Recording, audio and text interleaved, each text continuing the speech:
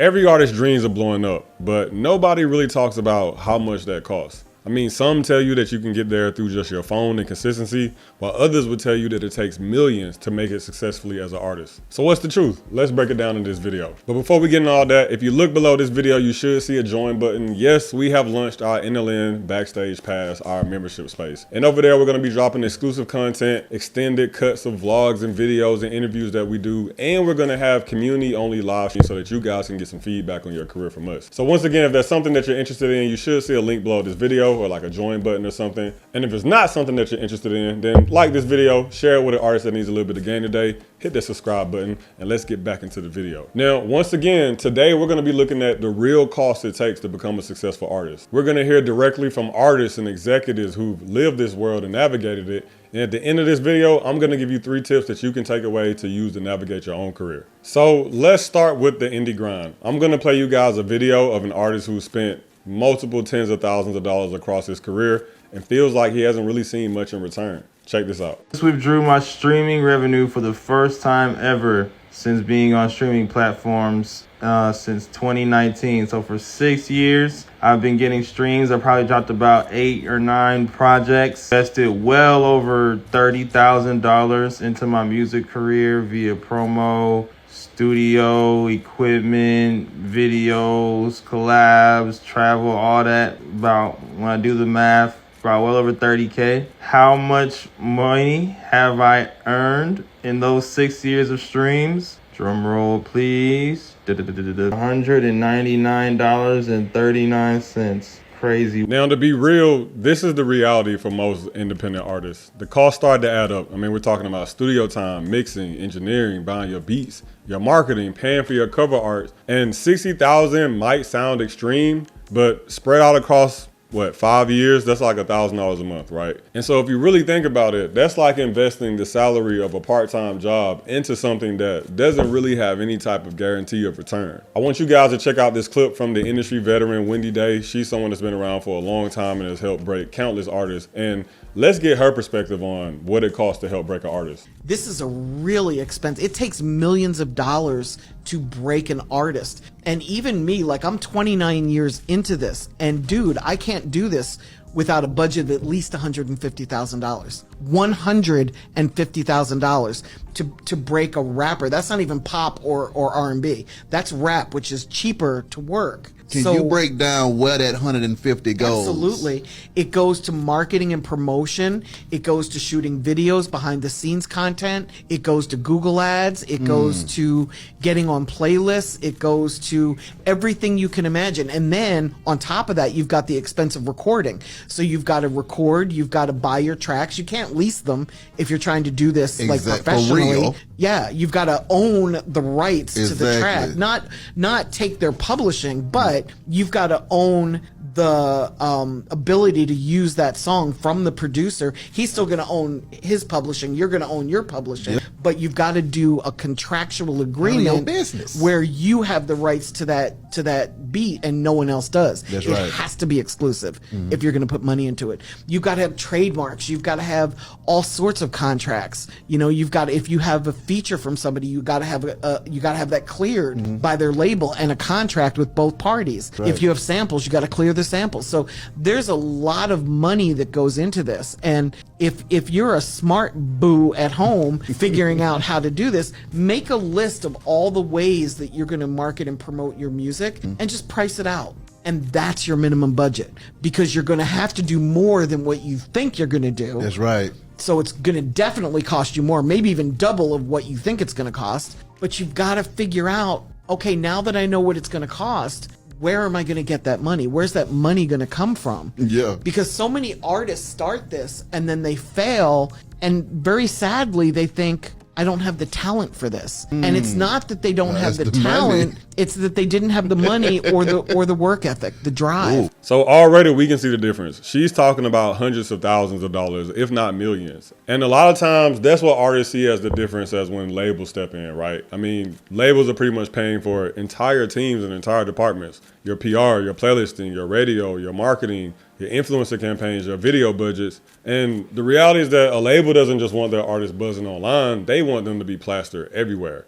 And, you know, if we're being real here, that type of saturation doesn't come cheap. And speaking of not being cheap, Coach K, executive and founder of Quality Control Music, actually breaks down the cost of one of the most expensive pieces of marketing and breaking an artist. Check this out. If you're trying to break a record and you want to take it all the way, I'll just give you guys some game. If you want to get your record on radio, because that's the first thing an artist, when you sign, I'm like, so when am I going on radio? Yeah, what they got to do? To take a record that y'all see on the radio become number one, that's $200,000. $200,000 to get on the radio. $250,000 just to get on the radio. And getting on the radio doesn't even guarantee a hit. You know what I'm saying? This ain't the 90s or the 2000s no more. So in reality, that's almost just like an entry fee to mainstream. And even though artists like to make the jokes they like to make about radio today, the reality is that radio is still very important in terms of turning a viral sensation or a regional act into a household name. So when you think about it still being the entry point to what's considered mainstream success as an artist,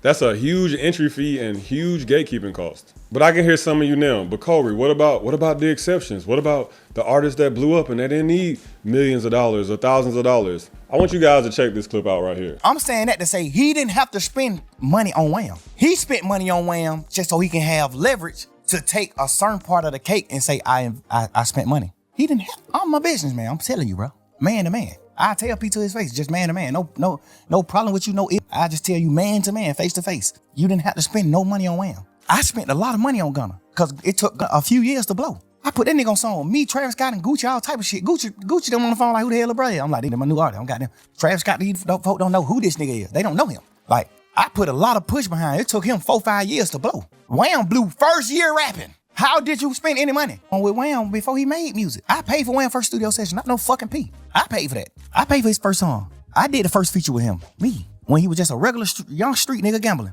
I seen that. I'm telling you. This all facts. This ain't nothing P can get on here and twist and lie and say. This ain't nothing Wham can say, lie and say. This is all facts. You didn't have to spend no money on Wham. You didn't. You didn't have to spend no money, bro. Just me knowing the business. Me being a boss man, a CEO in this business. You ain't have to spend no money on him. He blew too fast. If anything, you probably spent goddamn $500,000. And that was just because you wanted to. Not because you was trying to make him blow. That young nigga blew up so motherfucking fast, bro. You ain't even trying to spend no money. That nigga was doing show. That nigga was, bro.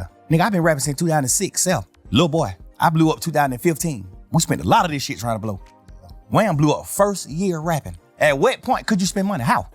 So I would be lying to you guys if I said that anomalies don't exist, right? We've seen artists catch a viral TikTok hit or get some type of random moment that sparked and surged their careers in ways that I'm pretty sure the artists didn't even see coming. Sometimes all it takes is the right piece of content or the right cosign or the right song to come along at the right time, and you really could defy all the odds of the music industry that all the OGs are giving you. And Lil Baby is a good case study for being an anomaly artist, right? He had the right moment, he had the momentum, he had the talent, he had all of Atlanta behind him, and it really did give him a moment and a start of an artist career that isn't necessarily the norm or the case for majority of artists who are even following in his footsteps. And you have to remember that these cases are anomalies, they're not the exception. For every one artist that blows up that way and catches a lucky break, there are thousands of artists who are still grinding it out the traditional way and taking years and years before their career starts to develop. And these same artists might be spending a couple of thousands a year just to continue growing their career and growing their momentum, looking for their next big break. Wait,